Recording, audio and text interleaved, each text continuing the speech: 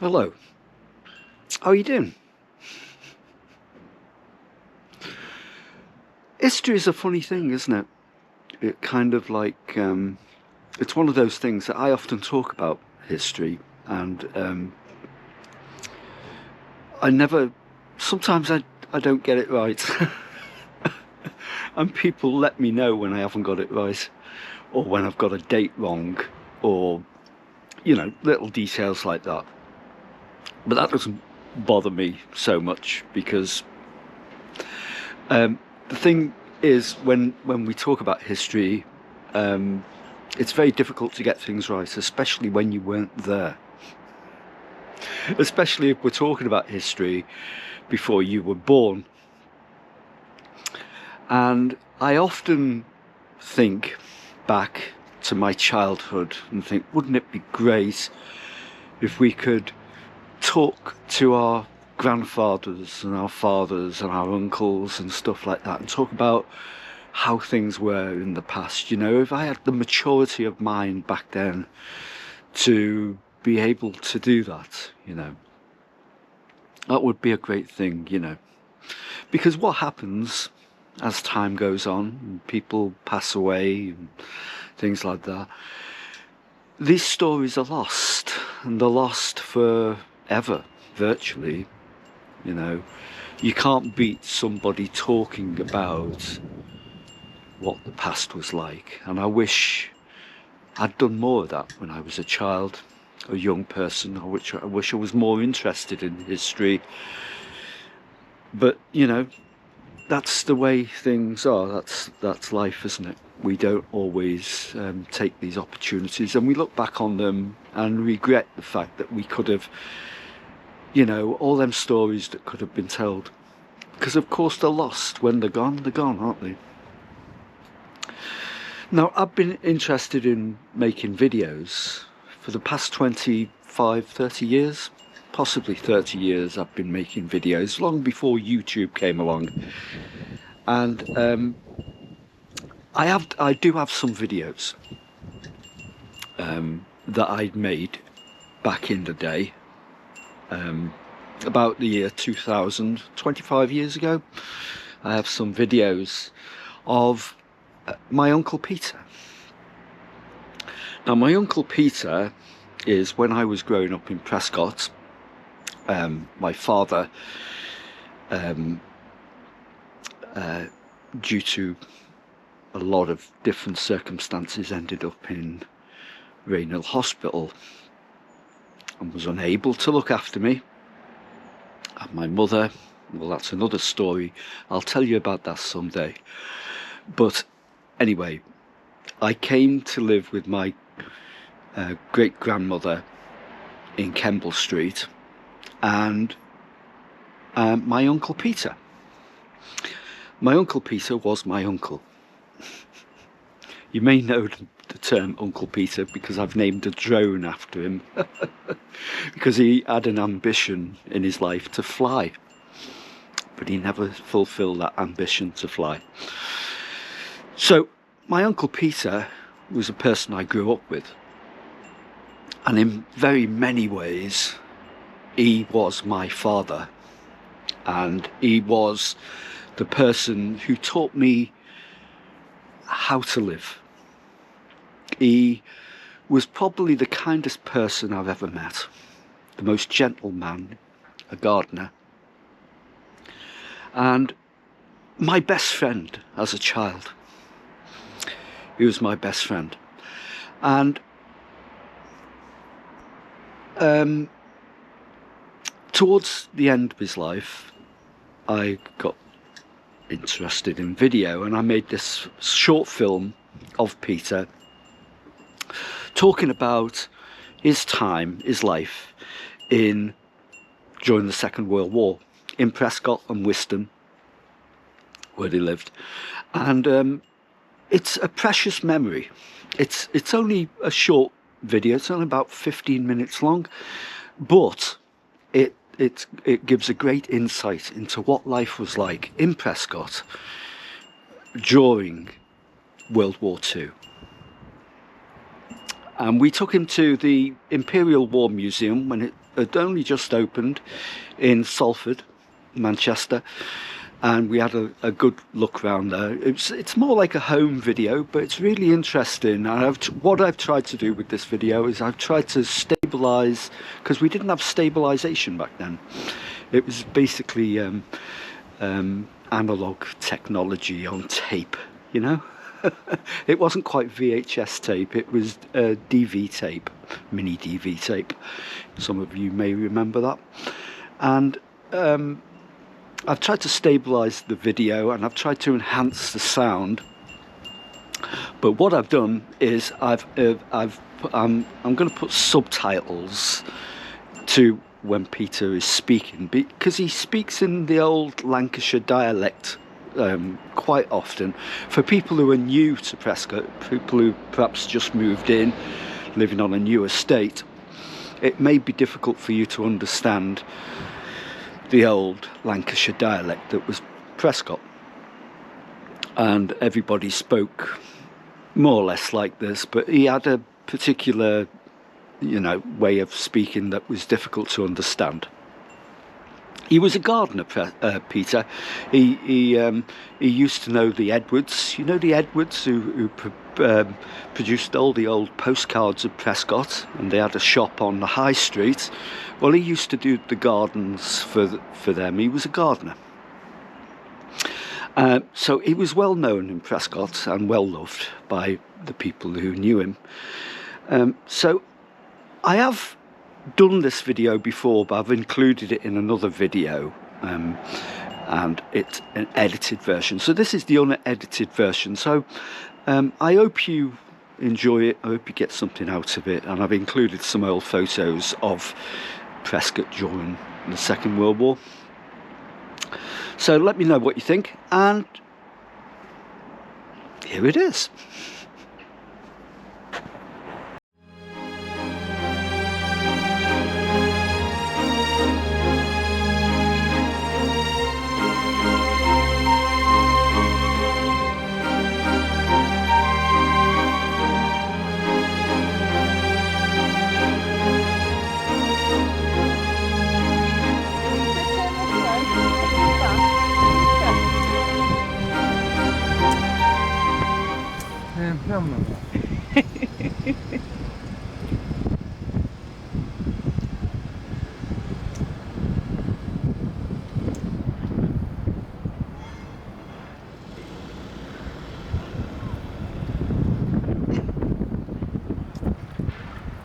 So this is Salford, Peter. Salford Quays, at the end of the Manchester Ship Canal that runs all the way from Liverpool to Manchester. I was with a lot of the army from Salford. Were you? He lived in Salford. He's now in Belgium. Was he? How long were you there for? Oh, can you go in months? So how long was that? I think I left down before. Did you leave early? Did you leave a bit earlier? I think I got in month before him, I think. Must have felt strange coming out though, mustn't it? Yeah. Must have felt strange coming out. Must have got the mobilisers on me. You don't know why I must have got the mobilisers on. Yeah. How did you feel when you came out? Yeah. How did you feel when you came out? Right. You alright? Did you Yeah, adjust to everything? I was picking a pickle name. This is a fickle. Picking where I am now. This is a butcher's dog. Yeah. Can you buy it? Come on.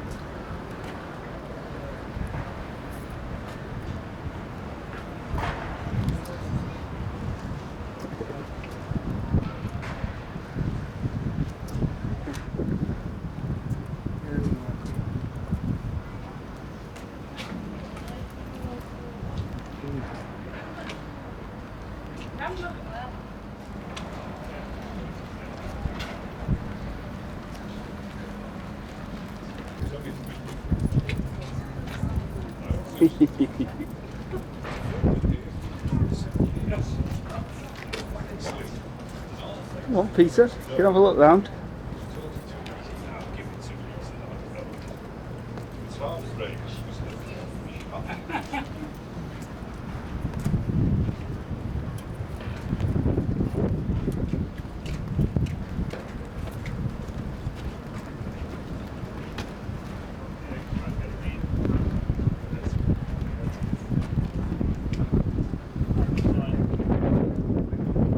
What, Peter? Check the photographs from that building. Yeah, we'll do. It's nice, isn't it? What's that building? I don't know.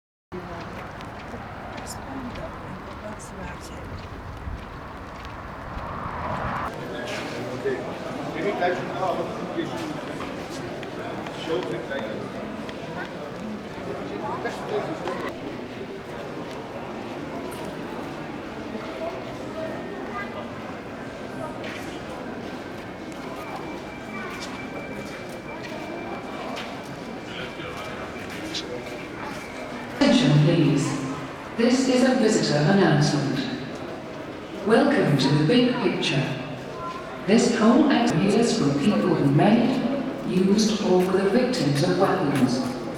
It lasts about 20 minutes and the lights will soon go off throughout the space. Please note that the show contains loud sound effects along with sequences of flashing lights. If you want to leave now or at any time, please make your way.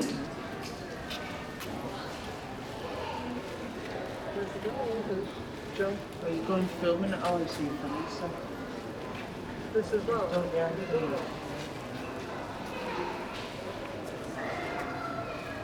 Yeah, but we like it outside with typical in the film. Oh, yeah. I mean, it's Yeah, more but- terrifying as well, isn't it? Terrifying.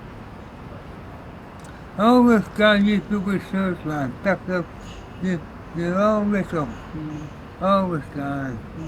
What was that thing about that time you were coming down Burrows Lane and didn't a plane crash or something? Yeah. What happened? Remember when you were coming down Burrows Lane and you saw all the None. lights and That's where they planes live, that's coming where in? they live, the end. Cumber Lane.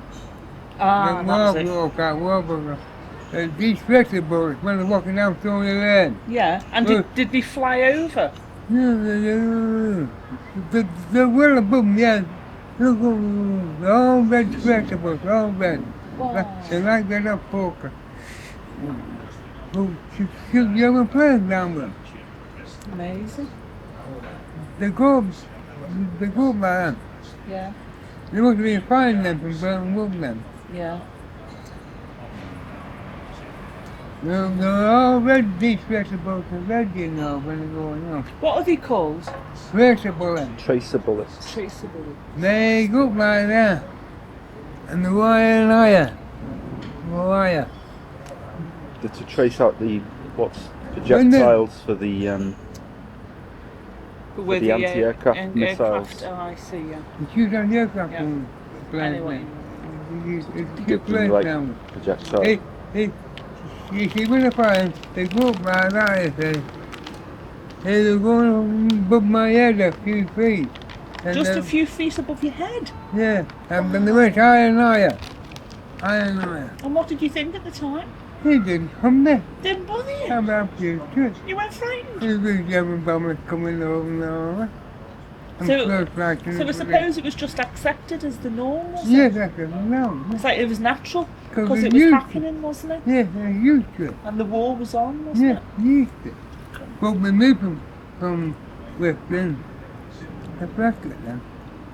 Then rolled up. Just after it started, we moved. them Cheshire boys must be coming from Brentwood Airfield.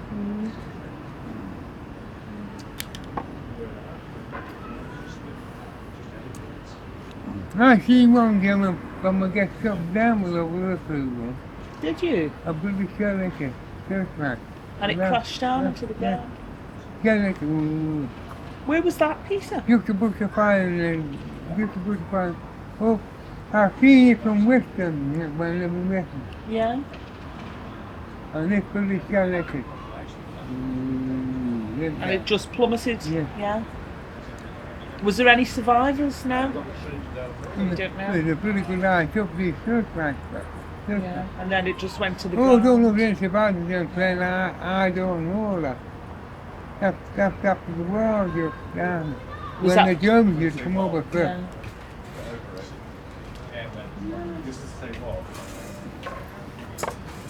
We lived in Cumber Lane, a place in down there. He put the German bombers from over. You know, the Korean come. So people wouldn't be able to New see? Korean come. I heard one bomb going down. They opened the list there, then the flat road. 500 pounds. And it landed in Prescot Lane. Big outbound. In front of the farmhouse, far down. So it didn't land on the farmhouse? No, it went down side the wall of the farmhouse. And the next block. So what happened then? Did they have to come and move it? The army, to defuse it. So it Yeah, wouldn't please. cause any damage? But just the terrible defuse that happened on. So you have to put a careful defuse that happened. Well, they know what they're doing though, don't they? Piece of the train to do So it. if that bomb went up, it would like a land house. And everybody in it. Yeah, I thought of the town in the first place, but never. That's the rest. I'll go through the next one. Went through just then, though. The next day? Went through, well done. Yeah. How many long slowly on the shoulder to the own gas? Go round the barrel, the mark moved down the red. Go round the barrel, the mark will go. I don't know if there, I think there's the own guys then. Probably would have been, you said. Swift enough that could that far down the lane. All the wounded soldiers used to go down the water. So they used to look after them then? I wounded one. We could take them back from the war. Yes, you can just pass the phone. Used to wear blue clothes. Like the uniforms, any of the uniforms that you had in there? You used to wear blue clothes. Blue trousers, blue coat. Wounded soldier. There's a special village built from the level with the gum now. So that's the special built. This is London. You will now hear a statement by the Prime Minister. I am speaking to you from the Cabinet Room at 10 Downing Street.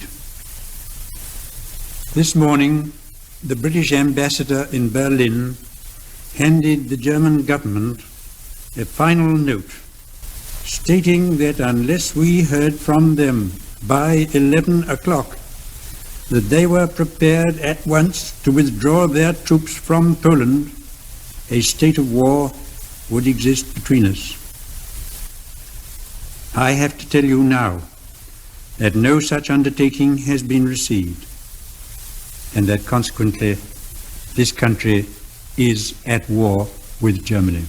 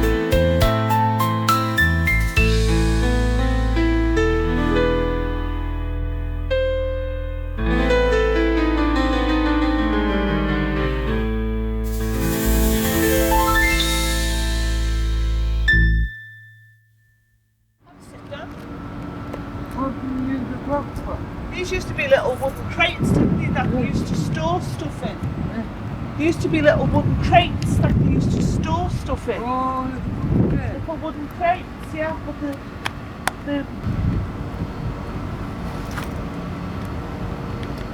good, aren't they?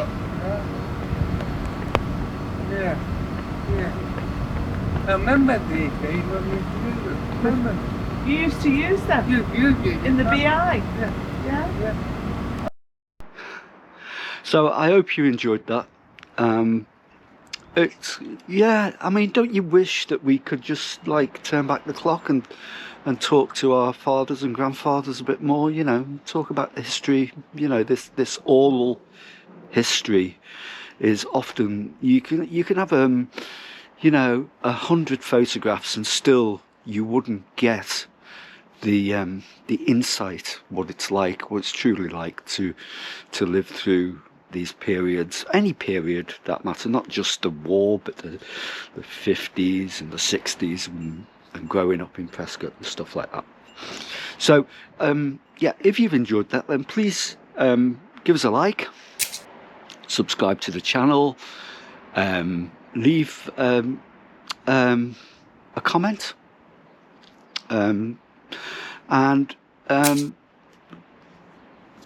yeah, everything else that you need to do when you're on YouTube, apparently. So yeah, well, I'll see you again, hopefully, in the next video. Bye. We have a clear conscience. We have done all that any country could do to establish peace. But a situation in which no word given by Germany's ruler could be trusted, and no people or country could feel itself safe, had become intolerable. And now that we have resolved to finish it, I know that you will all play your part with calmness and courage.